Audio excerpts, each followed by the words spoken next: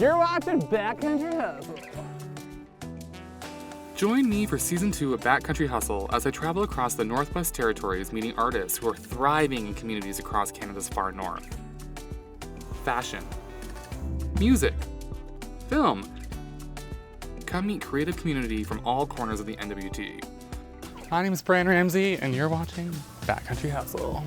Listen up, travelers. Lean in. This dirt road spans 3 hours. Then it goes to a ferry.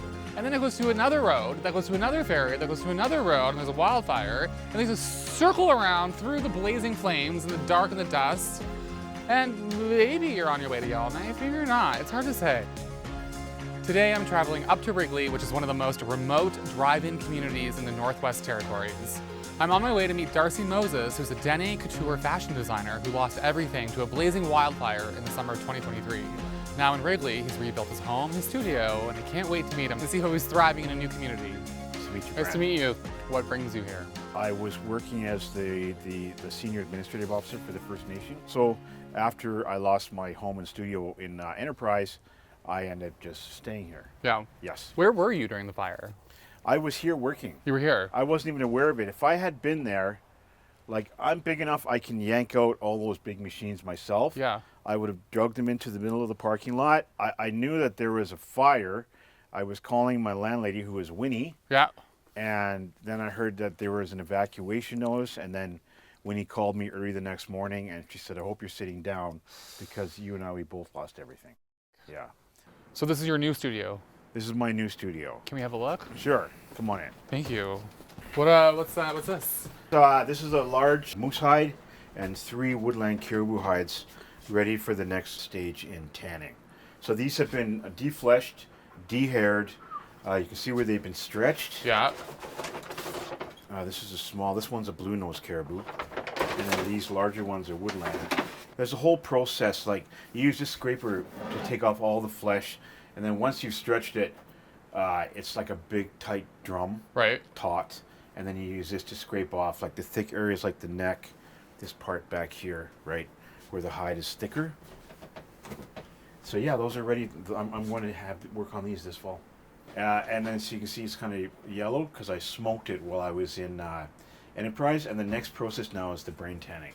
So I'll soak it in moose brains, a little bit of sunlight soap, warm water. Brain. And it softens it. Yeah, the brains are in the freezer.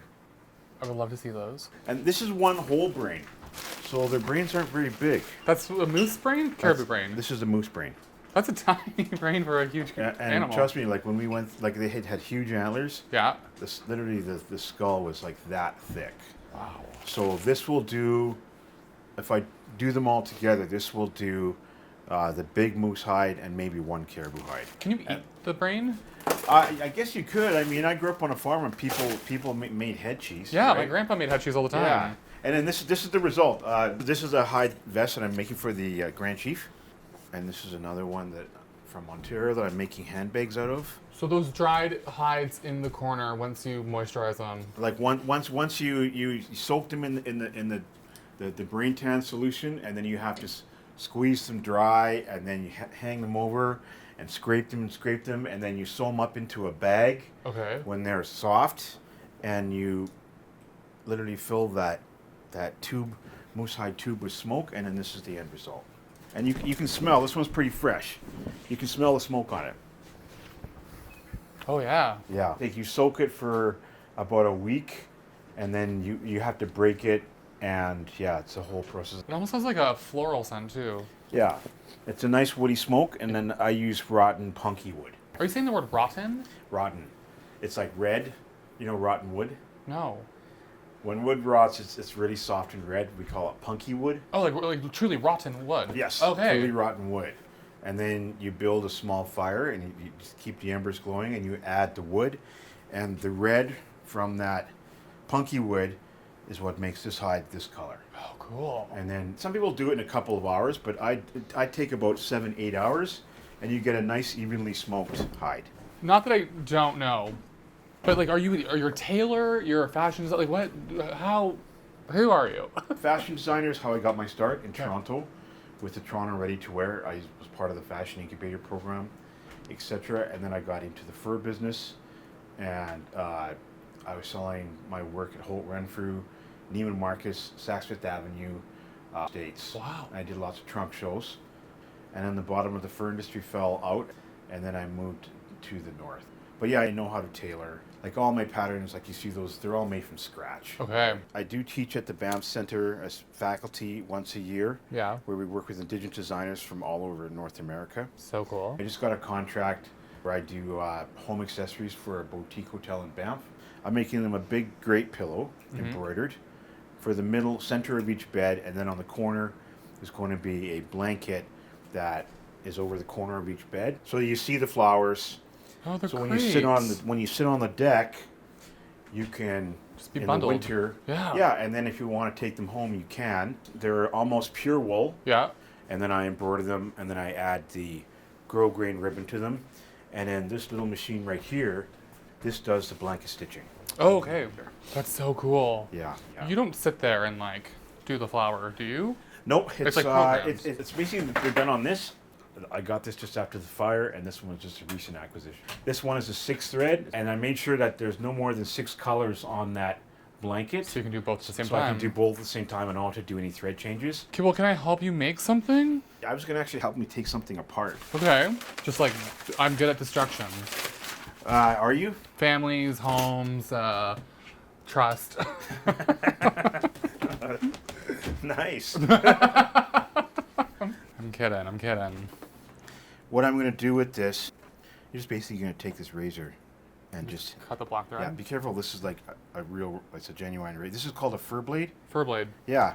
And then you just basically pull it open, and then you just take it, and it's so sharp, you can just cut the threads. Okay. And then I have a new back for this one, and then I'm going to make this one into pillows. Okay. Oh, it's so sharp, yeah.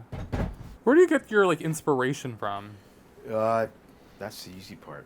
That's the easy part? It's actually sampling and making it and perfecting it, that's when it takes all the work. Yeah, but all my inspiration basically comes from my Aboriginal roots. What are your Aboriginal roots, can I ask? Dene. Your Dene. A Dene mother and a non-native father. Okay. Yeah. So I'm also a 60 scooper. Oh, shit. Yeah. Okay. Yeah, so I've come back to the community. Like, I was not raised here in Wrigley. I was raised on a farm in Alberta. Yeah. I was adopted out when I was a baby, and then I discovered my birth mother. I never met my birth father. Several years ago. Both are deceased now. May they rest in peace. Oh, like recently? Yeah.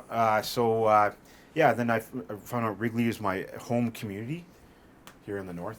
Like my grandmother, like my lineage on the Dene side, it all comes from here. There's a connection to this place. Yeah, and then who knew? Like, when I was living in Toronto, I never expected that I'd end up here in Wrigley, working in a studio in the same place that in the same community my grandmother used to sew. Yeah. And my grandmother used to make moose hide jackets and moccasins, etc. Right, like rebuilding my career, trying to anyway. Right. I think you're rebuilding it. Yeah, slowly but surely. This was an old beaver coat, a long beaver coat, and a sheared beaver coat.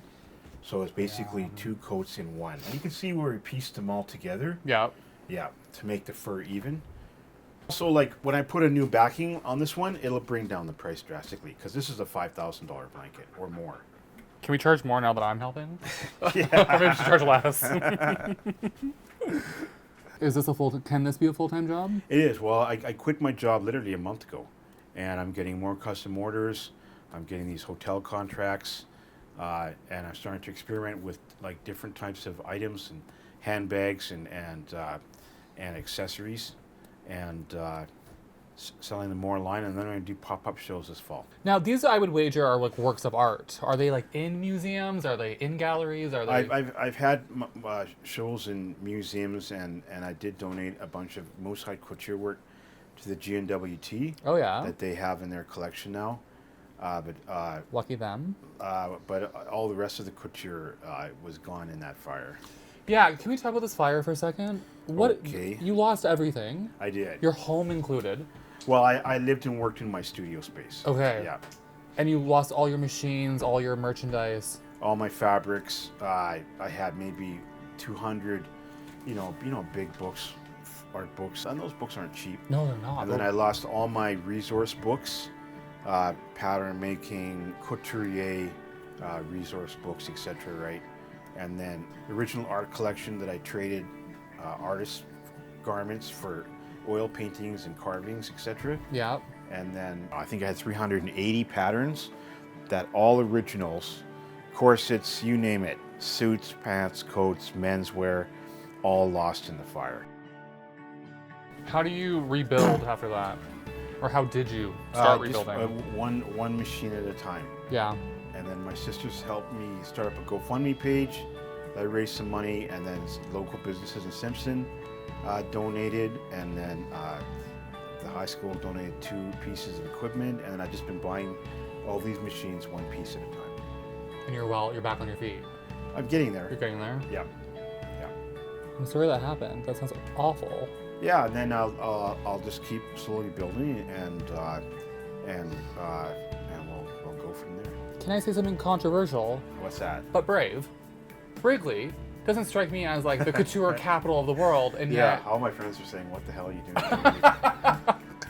No, it's not. But part of the reason why I was here is because I was their senior administrator. right. And then I started building up the studio while I was working for the First Nation. And eventually, we'll see how it goes here. Whoa. Nurkies! Yeah, and then here's the garden. Is this for you personally? No, anybody who wants it can just help themselves. It's like a community garden. It's like a community garden. No one else was really doing it. So I grew up on a farm, and I used to garden, right? Yeah. And do you teach the kids how to do it, or you? yeah, I just don't trust them when they weed them because they pull out everything. Seriously. It's green, it's got to go. Anything that's green, they pull it out. Okay, you got to kick that thing away. Kick From the door? Yeah. Okay, single file, one at a time. Miranda? It's for you. You take that. Okay, you can just have it all. So what's the goal though? Just like sustainable eggs? Just we get they lay about 50 to 60 eggs a day. Wow. And we give those to everybody in the band office. That's amazing. And they're free. How many people live here? About 110. You want to take these home? Homegrown zucchinis and organic eggs from Wrigley. We could have like a egg frittata. Exactly. Yeah, I would love to take some. Sounds good. Thank you. Thank you so much for having us today. Hey, my pleasure. Thank you for coming. Anytime. Yeah. Next time there better be a paved road. Hope that'll be not my life. Well, thank you very much. Hey, no sweat.